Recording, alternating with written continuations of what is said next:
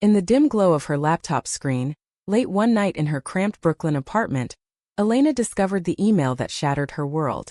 Her parents had been secretly recording her intimate conversations with her girlfriend, Mia, planning to use them as leverage to force her back into the closet. The betrayal hit like a freight train, her heart pounding as she scrolled through the attached files, hearing her own vulnerable confessions twisted into something ugly and manipulative. By morning, Elena knew she couldn't hide anymore. The confrontation that followed would unravel everything she thought she knew about family, love, and survival. Elena Thompson had always been the perfect daughter in her parents' eyes, at least on the surface.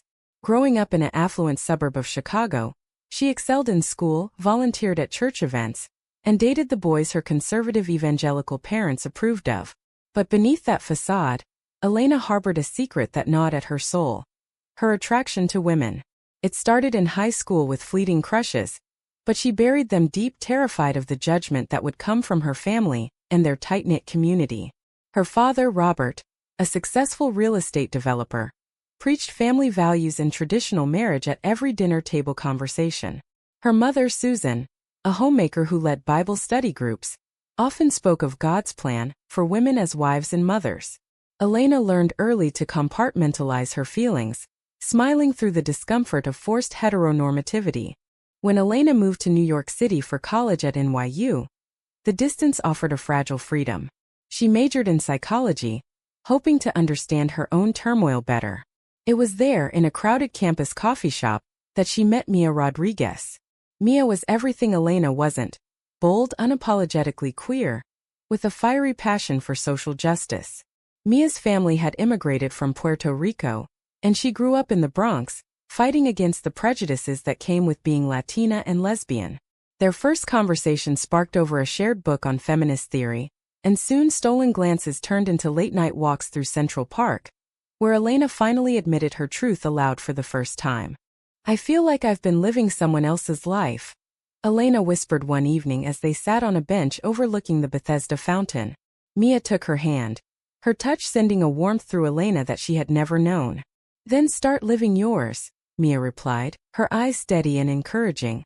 Their relationship blossomed in secret, a sanctuary amid the chaos of city life. They shared an apartment after graduation, Elena working as a counselor at a youth center, Mia as an activist for LGBTQ+ rights. But the shadow of Elena's family loomed large. Phone calls home were scripted performances, where Elena dodged questions about boyfriends and future weddings. The first crack appeared during a Thanksgiving visit back to Chicago. Elena's parents noticed her distraction, her reluctance to engage with the neighbor's son they had invited over. "You're not yourself, honey," Susan said, her voice laced with concern that masked suspicion. Robert pressed harder. "Is there something you're not telling us? We raised you better than to keep secrets." Elena deflected, but the tension built. Back in New York, she confided in Mia, who urged her to come out. "They love you. They might surprise you." But Elena knew better. She had heard the slurs her father used casually, the way her mother dismissed gay characters on TV as confused sinners. Months later, the email arrived. It was from an anonymous account, but the content was unmistakable. Transcripts of calls Elena had made from her old phone, which her parents had gifted her and apparently bugged. They detailed her declarations of love to Mia, her fears of rejection. Attached was a letter. "We know about your sinful choices. Come home, repent, and we'll help you fix this. Otherwise, we'll have to intervene for your own good." The intervention hinted at exposing her to their church community, potentially costing her job and reputation. Elena's hand shook as she showed Mia. "They think they can control me like this?" Mia's face hardened. "This is blackmail. We fight back." The decision weighed heavily on Elena.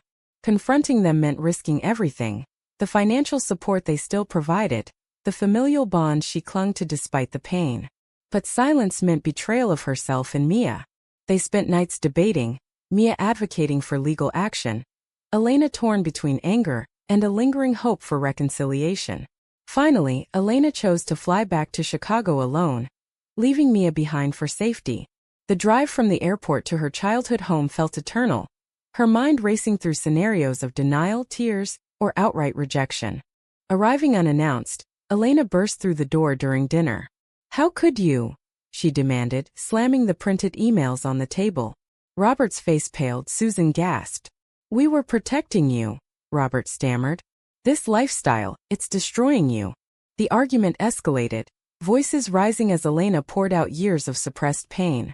You've been lying to me my whole life, making me hate myself. Susan wept, claiming it was out of love, but Elena saw the manipulation, the way they twisted faith to justify control. By the end of the night, Elena stormed out, vowing never to return unless they accepted her fully. Back in New York, the fallout began. Her parents cut off her financially, and whispers spread through their social circle. Elena's extended family bombarded her with messages of concern, laced with judgment. At work, a colleague from her hometown heard rumors and questioned her professionalism. Mia stood by her, but the stress strained their relationship. I feel like I'm the reason your life is falling apart, Mia confessed one night. Elena reassured her, but doubt crept in. Was this love worth the destruction? As weeks turned to months, Elena sought therapy, delving into the psychological scars of her upbringing. She joined support groups for queer individuals from religious families, sharing stories that mirrored her own. Mia, meanwhile, organized a protest against conversion therapy, drawing Elena into activism. Their bond deepened through shared battles, but external pressures mounted. Elena's parents escalated, sending a letter to her employer insinuating instability due to personal issues. Elena faced a HR meeting defending her privacy. The betrayal stung deeper. Her parents were willing to sabotage her career to force compliance. In a moment of desperation, Elena considered reconciliation on their terms, faking a breakup with Mia to regain stability. Maybe I can pretend just for a while, she told Mia tearfully. Mia's eyes filled with hurt. If you do that, you're betraying us both. The choice loomed. Sacrifice her authenticity for security, or fight on, risking poverty and isolation. Elena chose the latter, filing a restraining order against her parents' harassment. The legal battle drained their savings, but it awakened a fierce determination in her. The courtroom in downtown Chicago was a sterile arena for the family's implosion. Elena sat rigidly, Mia by her side, as the judge reviewed the evidence of harassment, the emails, the bugged phone records, the letters to her employer. Robert and Susan appeared composed, flanked by their church lawyer, who painted Elena as a rebellious daughter led astray by urban influences. She's confused, Your Honor, the lawyer argued. Her parents acted out of concern. Elena's testimony was raw. They invaded my privacy to control my identity. This isn't love. It's coercion. The judge ruled in her favor, granting the order and ordering her parents to cease contact. Victory tasted bitter. Elena's mother sobbed. Her father glared with unspoken accusations. Returning to New York, the win emboldened Elena, but the emotional toll mounted. Nightmares plagued her, reliving childhood moments where conformity was enforced with subtle threats. Mia noticed the change, Elena's withdrawal into work and activism. You're pushing me away, Mia said during a heated argument. I'm here for you, Elena snapped. You don't understand the cost. I've lost my family. The words hung heavy, a crack in their foundation. Mia, hurt, spent nights at a friend's, leaving Elena to confront her isolation. Social prejudices amplified the pain. At a pride event, Elena overheard snide comments from straight allies about drama queens in the community. Online, trolls targeted her after Mia posted about the case anonymously. Elena's therapy sessions uncovered layers of internalized homophobia, planted by her upbringing. I still hear their voices judging me, she admitted to her counselor. The sessions helped, but progress was slow, each breakthrough shadowed by setbacks. Mia's own struggles surfaced. Her activism exposed her to burnout, organizing rallies against anti-LGBTQ+ legislation. One evening after a particularly grueling day, Mia confessed to temptation. A job offer in San Francisco with a prominent NGO. It could be a fresh start for us, she suggested. But Elena saw it as abandonment. You're running from our problems? The debate revealed deeper fissures. Mia's impatience with Elena's lingering ties to her past, Elena's fear of further loss. They reconciled in tears, but the seed of doubt grew. Family pressure didn't end with the court order. Elena's younger sister, Claire, only 16, secretly contacted her via a burner phone. Mom and Dad are falling apart, Claire whispered. They blame you for everything. Guilt surged through Elena. Had her defiance harmed her sibling?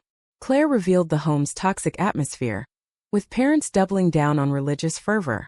Elena advised Claire to seek help from a school counselor, but the call ended abruptly when Susan discovered it. Soon after, Robert violated the order by showing up at Elena's workplace, pleading for forgiveness in front of colleagues. Please come home.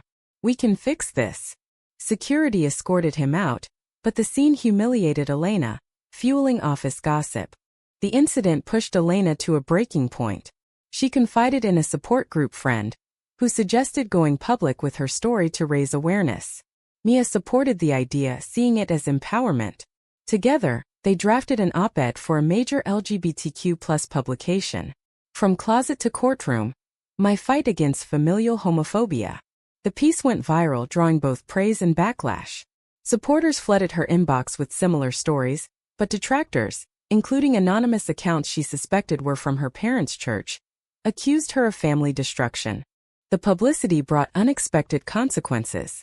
Mia's job faced scrutiny from conservative donors, threatening funding. This is the price, Mia said stoically, but Elena felt responsible. In a moment of vulnerability, Elena questioned their relationship. Is this worth it? Maybe we're better apart. Mia's response was fierce. No, we fight together. Their recommitment came through action. Mia turned down the San Francisco offer, choosing solidarity. As winter blanketed New York, Elena received a package from Claire. Family photos with a note. I support you. Don't give up. The gesture sparked hope, but also fear for Claire's safety. Elena reached out through a mediator, offering resources for queer youth. Meanwhile, social media amplified their story, leading to invitations for speaking engagements. Elena's first talk at a university was nerve-wracking, her voice trembling as she recounted the betrayal. The audience's applause affirmed her path, but afterward a heckler shouted, "You're tearing families apart." The words echoed her inner doubts. Therapy delved deeper into moral dilemmas. Was exposing them right? Elena asked. Her counselor probed. What was the alternative? Eternal suppression. Elena grappled with the ethics of her choices, weighing personal freedom against familial harm. The sessions revealed patterns. Her parents' actions stemmed from their own fears, indoctrinated by society. Empathy emerged, complicated by anger. Mia encouraged forgiveness from afar, but Elena wasn't ready. A turning point came during a holiday alone. Without family traditions, Elena and Mia created new ones, cooking Puerto Rican dishes, decorating a small tree. In the quiet, Elena reflected on the costs. Lost inheritance, strained relationships, but gained authenticity. I've paid dearly, she told Mia, but I choose you again. Their kiss sealed a fragile peace, but external storms brewed. Spring brought renewal but also escalation. Elena's op-ed caught the attention of a national news outlet, leading to an interview request. Hesitant, she agreed, seeing it as a platform to challenge societal norms. The segment aired on primetime, Elena articulately describing the psychological toll of family rejection. It's not just about love, it's about survival, she said. Mia appeared briefly, highlighting systemic issues. Viewership soared, but so did the hate mail. Death threats arrived, forcing them to enhance security. Her parents responded publicly through their church's newsletter, portraying themselves as victims of anti-Christian persecution. Robert gave an interview to a conservative podcast. Our daughter has been brainwashed by radical agendas. The narrative twisted facts, claiming Elena initiated the conflict. Social media erupted in debate, with hashtags like Family First clashing against Love is Love. Elena monitored the discourse, her anxiety spiking. They're turning me into the villain, she vented to Mia. The backlash affected Claire most. School bullies targeted her as the gay sister's sibling, leading to isolation. Claire's secret messages grew desperate. I can't take this. Elena, heartbroken, arranged for Claire to visit New York under the guise of a school trip. The reunion was emotional. Claire hugged her tightly. I'm proud of you, but it's hard at home. Over the weekend, Elena introduced Claire to queer-friendly spaces, planting seeds of acceptance. But when Claire returned, Susan discovered the trip, accusing Elena of corrupting her. The accusation led to another legal skirmish. Robert petitioned for custody intervention, claiming Elena posed a risk to Claire's moral development. The hearing was grueling, experts testifying on the harms of conversion-like pressures. Elena's lawyer dismantled the claims, but the process exposed raw wounds. Claire testified via video, tearfully supporting Elena. "She's my sister. I love her as she is." The judge dismissed the petition, but warned of further violations. Post-hearing, Elena confronted her internal conflicts head-on. In therapy, she explored forgiveness. "They think they're right. How do I bridge that?" Role-playing scenarios helped, but reality intruded when Susan sent a handwritten letter. "I miss my daughter. Please let's talk." Mia advised caution. It could be a trap. Elena agonized over responding, the moral quandary tearing at her. Ignore and perpetuate division, or engage and risk more pain. She chose engagement, meeting Susan in a neutral Chicago cafe. The encounter was tense, Susan's eyes red from crying. "We never meant to hurt you." Elena laid bare her suffering. "Your love almost destroyed me." Susan admitted fears driven by church teachings, hinting at doubt. "Maybe we were wrong." The conversation ended without resolution, but a crack appeared in the armor. Back home, Mia questioned the meeting. "Are you opening yourself to manipulation?" The doubt strained them again, Mia feeling sidelined. A betrayal surfaced when Elena discovered Mia had confided in a friend about considering the San Francisco job again. "You were thinking of leaving?" Elena accused. Mia defended. "I was scared. This fight is endless." The argument peaked in shouts, Mia storming out. Alone, Elena questioned if her choices doomed their love. Reconciliation came through vulnerability. Mia returned, apologizing. "I won't leave, but we need boundaries." They attended couples counseling, addressing how external pressures amplified insecurities. Progress was incremental, building resilience. Elena's activism evolved, focusing on family reconciliation programs for queer individuals. Societal prejudices persisted. At a conference, Elena debated a conservative panelist who argued traditional values protect society. Elena countered with data on mental health impacts of rejection. The exchange went viral, polarizing opinions. Supporters rallied, but detractors doxed her address. Fear forced a temporary move to a safer apartment. Claire's situation worsened. She came out as questioning, facing parental wrath. "They're sending me to camp," Claire texted frantically. Elena mobilized resources, contacting Child Protective Services. The investigation revealed coercive practices, leading to Claire's temporary placement with a relative. Elena flew to Chicago, advocating for her sister. The family fractured further, Robert blaming Elena. "You've poisoned her mind." The costs mounted: legal fees, emotional exhaustion, relational strain. Yet awakenings emerged. Susan attended a PFLA meeting secretly, grappling with change. Elena saw glimmers of hope amid the wreckage. Summer heat mirrored the intensifying conflicts. With Claire in limbo, Elena petitioned for guardianship, arguing her parents' environment was harmful. The custody battle became a media spectacle, drawing advocates and opponents. Protests outside the courthouse chanted for LGBTQ+ rights, while counter-protesters waved signs about parental rights. Elena testified to her own experiences, painting a picture of psychological abuse. "I won't let Claire suffer the same." Robert's defense crumbled under cross-examination, admitting to the bugging. Susan broke down, confessing regret. "I thought I was saving her soul." The judge awarded temporary custody to Elena, a stunning reversal. Claire moved to New York, enrolling in a progressive school. The victory was Pyrrhic.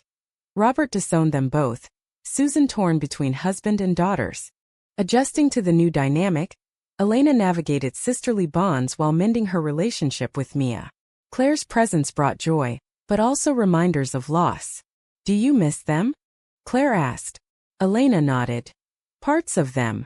Therapy for all three helped process the trauma, uncovering generational patterns of repression. Mia's activism intersected with personal growth. She led a workshop on intersectional queer experiences, inviting Elena to co-present.